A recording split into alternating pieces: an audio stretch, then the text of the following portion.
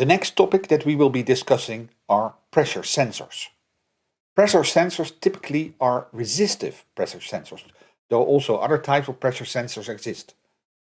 Resistive pressure sensors typically have a structure like this, where you see a kind of a meandered conductive track in a foil. This structure is typically referred to as strain gauge. A strain gauge measures strain on an object, and it consists of an insulating flexible backing which supports a metallic foil pattern. It is attached to the object by a suitable adhesive, and when the object is deformed, the foil is deformed as well, and thereby causing its electrical resistance to change. So, what is this electrical resistance? The electrical resistance depends on three things.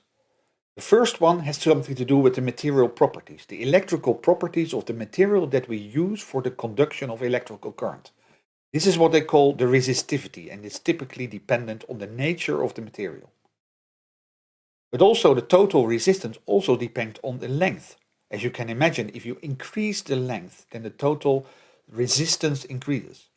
However, if we make the conductive tracts wider, or if we increase their area of the cross-section, then the resistance decreases. So in a strain gauge, for instance in the second case, there you can see that the metal tract, they have become expanded, they have become a little bit thinner, but they have also become longer. Because of that, the resistance increases.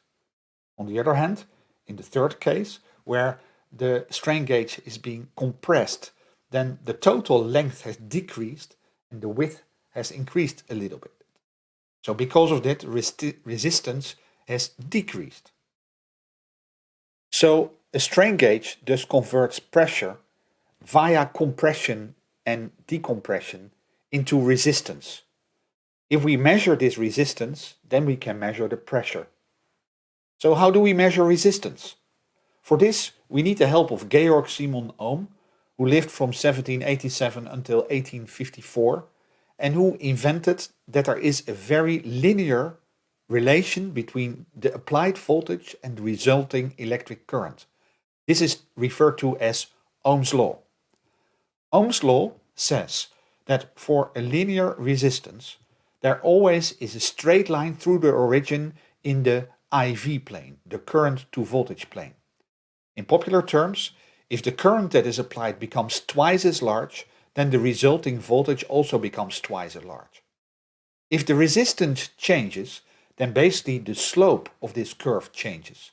The slope equals the resistance, R.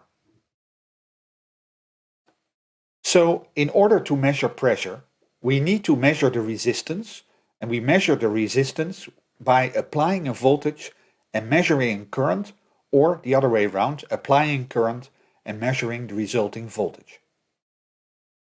Here you can see an example of a respiratory band. The strain gauges are in this band that goes around the waist, or a little bit higher around the chest. So if you inhale or exhale, that leads to compression or decompression of this band. It leads to compression or expansion of the strain gauges. Because of that, the resistance changes, and thus the relation between the applied voltage and the measured current changes. And by measuring this, we can thus have an indication of how much pressure is exerted on the strain gauges, and thus whether somebody is inhaling or exhaling. And here we can see an example of how a pressure sensor is being applied in the NICU. Pressure sensor can be found here in this tube, and there it gives an indication of whether the baby is inhaling or exhaling and the amount of pressure that is applied by doing so. One thing that we have not yet explained is how can we measure pressure by means of strain gauges. This principle is explained on this slide. So imagine we have a tube, and inside the tube there is a flexible membrane. And this flexible membrane has strain gauges mounted on top. As soon as there is pressure applied, for instance because the baby is exhaling, then the membrane will deform and the strain gauge on top will be expanded, whereas strain gauges more on the side will be compressed. So because of that, the resistance of this strain gauge will increase and the resistance of this strain gauge will decrease.